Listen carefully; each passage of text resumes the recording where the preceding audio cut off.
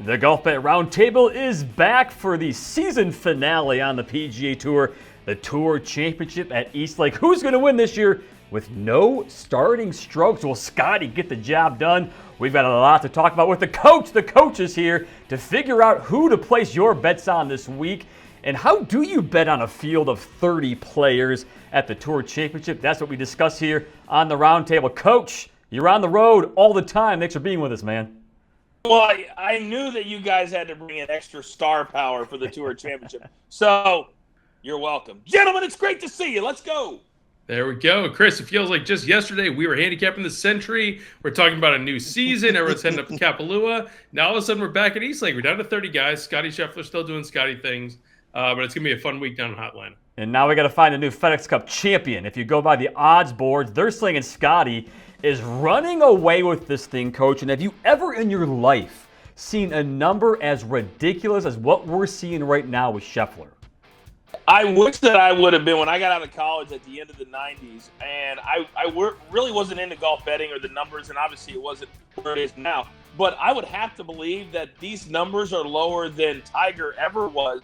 This is a sports book saying to all of us, if you want to bet on Scotty and brag about picking a winner, you go and do that. But you're not going to win a lot of money in the process. He continues to defy the odds, 13 straight top eights. We know the numbers. But this number right here may be the most amazing betting number I've ever seen for a golfer.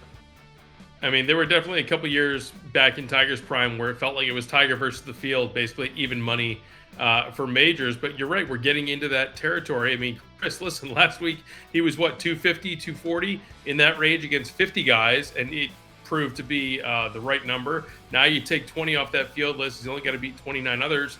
Oh, by the way, on a course where he won last year. Granted, the format's a little different, but this is a place where he's got a lot of fond memories. And I think any golf course from here to Mars is going to be a good course comp for Scotty Scheffler the way he's playing right now. I love the fact that Tommy Fleetwood also third shortest odds at 14-1. One of us might be picking Tommy Fleetwood this week. We'll find out by the end of the show. That was a teaser for Coach. Let's start with Scheffler. DraftKings has some markets out this week.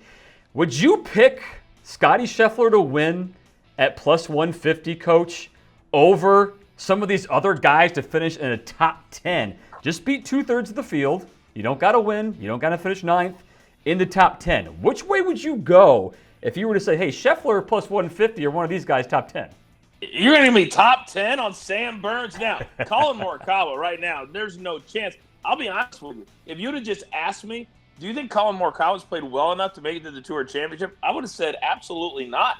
And over the weekend, he didn't play good at all. Victor Hovland, he's lost with his game. Cam Young has a nice win and almost at Canada, but Sam Burns nearly came back and won on Sunday. He's been very consistent. He made it into a playoff for that same Canadian event where Cam Young almost came back and won. So for me, at plus 150 for Sam Burns to finish inside the top 10, to me, that's a way better play than picking Scotty to be 29 others.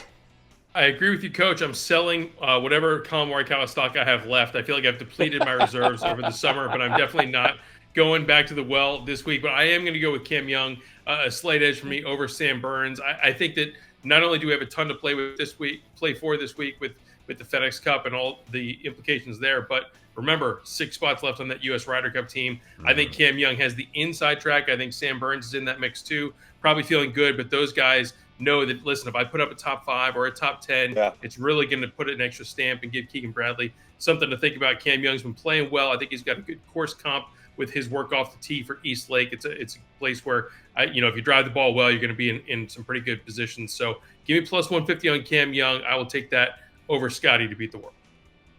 Since the name is on here, what does everyone feel about Victor Hovland? Because to me, this year with the no starting strokes and feeling like everything could be thrown out the window this week just because of how crazy the year is, how different this situation is this week, Victor Hovland has been boom or bust, Will, the entire season.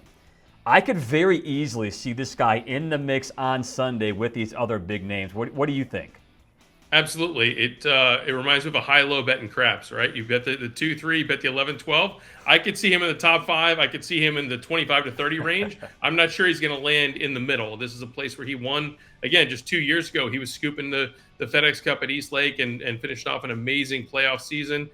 He knocked Michael Kim out of East Lake on Sunday with that birdie on the 72nd hole. So I don't know that he's getting a Christmas card from the Kim camp, but Hovland he won at Valspar, and he's got such a high ceiling that we see so often. But coach, as you know, man, those dry spells, they can get pretty dry. Yeah, I'm in a one and done that I've been sitting in first, about 85 guys for most of the year. And then for some reason, I've been on a dry spell. And Victor Hovland, I had him a couple weeks ago, and I was like, you know what? I'm feeling good. I'm going to jump right back into first place, certainly sitting in third. And what does he do? He goes out and shoots a +4 on day number 1. I've never seen, guys, a player before win a $20 million FedEx Cup or whatever the number was the year he won it. Change coaches, change swings, say, I am lost, and then somehow figures out a way to win the Valspar. And that's really kind of the only reason that he is here this week. So to me, he is no longer boom or bust. He is just bust when I'm talking about winning big tournaments. To me, yeah, he's always going to make money. He's always going to have good finishes. But I think his days, at least for the next little bit of winning big golf tournaments, I'm not going to back a guy that says, I have no clue where my ball's going. This week is hard to bet by itself with a 30-man field. You add in all these factors that you guys just discussed. You have no idea how players will play, the volatility of their game. What's their mentality this week? Are you thinking about the Ryder Cup? You want to win this week and win that money. Let's dive into this and tell the bettor who's watching this the best way to be successful, Will, when you're betting on a 30-man field with everything that's on the line. We're getting rid of starting strokes. The markets are limited. The odds are going to be shorter because of the fields. What do you feel is the best way to be successful when you're betting this week? I mean, I'm interested to hear Coach's take as well. For me, I'm embracing the variance, and I'm swinging for home runs. I think that in a 30-man field, any of these 30 guys has a legit shot at winning this or certainly contending. And so I think when you try and go into the chalk zone and you're trying to figure out Scottie Scheffler laying minus whatever for a top 5 or a top 10 finish, that's where you can get into trouble, not necessarily with Scottie specifically, but with those guys up at the top. That I think that, yeah, there are opportunities now where you look at a +500 for a top 5 or a top 10 finish that it feels like a long shot. And then you look at it, Coach, and it's like, I got to beat 25 out of 30 guys. And whoever's in this field has that chance to do it. So I would rather, get a little more aggressive with some of the plays and maybe change up how I'm allocating my units versus trying to hit singles and trying to get those +150s and +120s over the line. And let's be honest, guys, this is kind of the last outside of the Ryder Cup event we're going to bet this entire year. So I look at it as the Super Bowl. And in the Super Bowl, I make a lot more bets that I wouldn't make in a regular season game. So I'm like, Will, I'm going to shoot for the fences. And also, I think a lot of people don't understand that in a shorter field, you can get some better odds on guys that you would not get when they're in a different kind of field because of Scottie Scheffler. But the first thing I go and look at is the market now that almost every single sports book has, and that's the win market without Scottie Scheffler in it. No, throw him out, Coach, right? Throw him out. Get him out. I don't need to deal with him because most of the guys, you're only losing about 500. Like, I looked at Ben Griffin. He was 33. Without Scottie, he's 28. That's still okay with me. Yeah. And then I also like group betting because in group betting, you only got to beat 4 other guys. To me, this is the most fun week of the entire year to bet because I hone in on 2 or 3 guys that are playing great golf. And now without these the beginning that we used to have, the staggered start, don't know why I couldn't think about that. To me, it's a completely different mindset now that people have got to understand. So go with red-hot players, and there's only about 3 to 5 that you can even put up there as being red-hot lately. So I think this is going to be a pretty easy week to predict, to be honest. Coach, you're the guest. You hit on both the topics we're going to talk about. I'll let you choose. You want to start with your home run winner, or you want to start with your group winner? Let's go with my prop, my group winner first. All right, let's do it. All right, so I like Ben Griffin to win group number C. I found this against Colin Morikawa, Cam Young, Robert McIntyre, and Sepp Straka, and I can get that at +360 which I like that number a lot. And he's only got to beat 4 other guys. Morikawa's not playing well. Cam Young, I'm not as big of a fan as Will is. And I think the way Robert McIntyre finished last weekend, I don't think he's going to be a factor this week. And Sepp Straka just pulled out last week, so I think he's not going to be in his zone. So I think when I saw those 4 names and the way Ben Griffin's been playing and the way he played Sunday, guys, that was one of the most amazing 1 under par rounds we've ever seen. This guy, oh, shucks, I guess this guy's a savage. And I absolutely love him at plus 360 to win this group. I'm kind of interested to see if he just takes a scoop of creatine on the first tee now and just get it going and embrace the shakes. It was an amazing story. He said he OD'd on creatine. He's 6 over or whatever. He turns it in, plays 7 under, coming back. He can't control the tremors. So, listen, kudos to him for owning up to the storyline and having an entertaining press conference after the round. And you're right. He's been low key under the radar. 2 top 10s at majors. He won the team event with Novak. He went and won on his own at Colonial. So the guy's in the midst of a bona fide career year. And I do like how you've kind of sliced and diced the field there, where you're not only getting a guy that you like, but you have him paired up and matched up against guys that you're trying to bet against. And when you're able to get those 2 to align, it's usually a green light special. I liked what you said, Will, earlier about Cameron Young. Here's my prop, a top 5 for Cam Young at 4-1 odds. And what I love best about this guy, you can look at his victory 3 weeks ago. He finally got that off his shoulders. Throw in the bag. I got my victory. Whatever happens the rest of the year is gravy. This guy went 5th and 7th the next 2 weeks after that, which proved to me he wants to keep on winning. He doesn't care about the moniker of can you win anymore because it's gone. He's got nothing to lose, it feels like, and that Ryder Cup spot's on the line, Coach. You like Cam Young this week? I love him 4-1, top 5.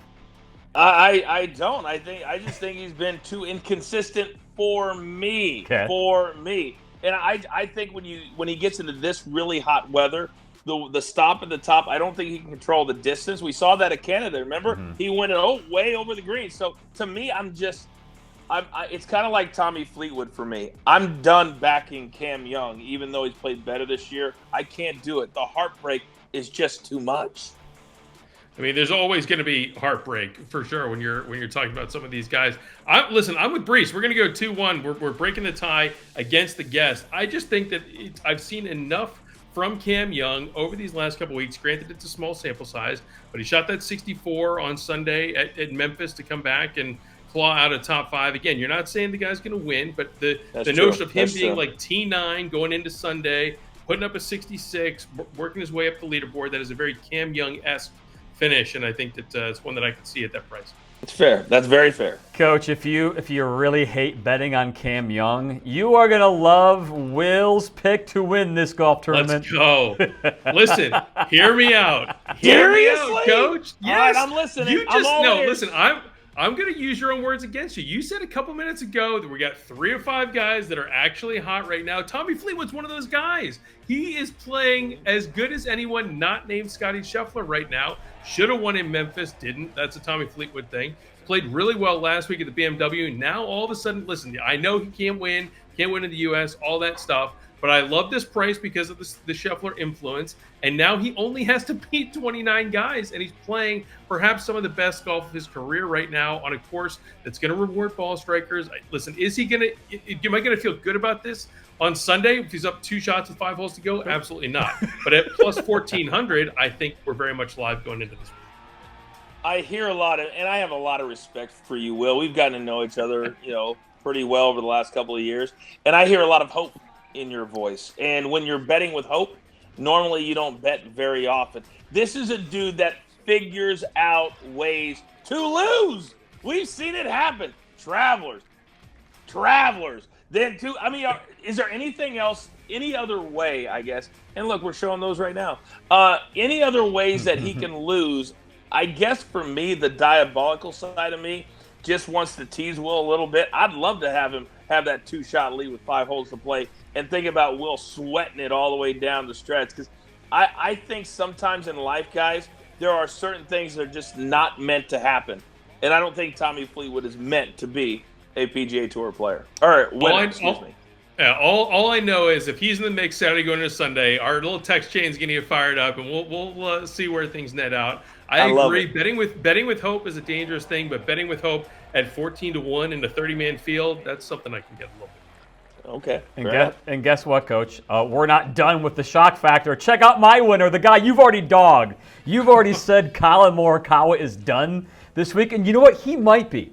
But I am firmly in the camp that this week is going to be so different from what we've seen.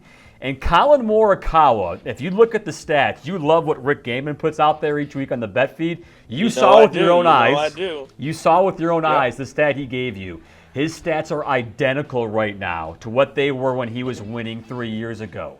The difference is the luck factor that he does not have right now. His stats are identical. He is gaining the exact amount of shots this year as he was when he was winning 3 years ago. So I'm looking at the guy who's now 30-1. You've never seen Colin Morikawa at 30-1 before. Again, beat 29 guys. Yes, including Scottie Scheffler. And I love the fact that last year, even when Morikawa wasn't playing great last year, he was the low 72-hole scorer at this event last year if you took out starting strokes. Is his game on top right now? No.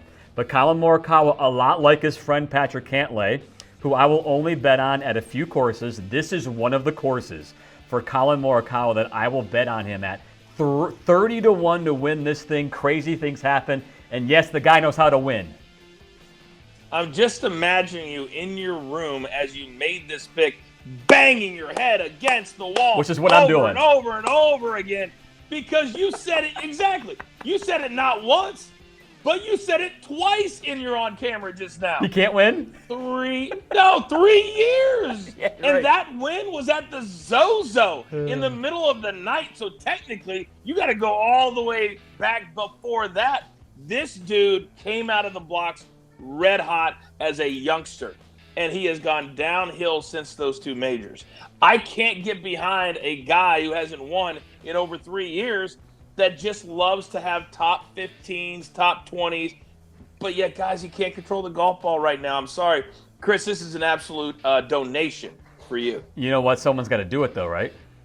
That's true. Somebody has to. Listen, as someone who is taking Fleetwood, I don't have a leg to stand on in this whole "this guy can't win" discussion. But that being said, I would love this bet if 2024 Colin Morikawa was walking through that door.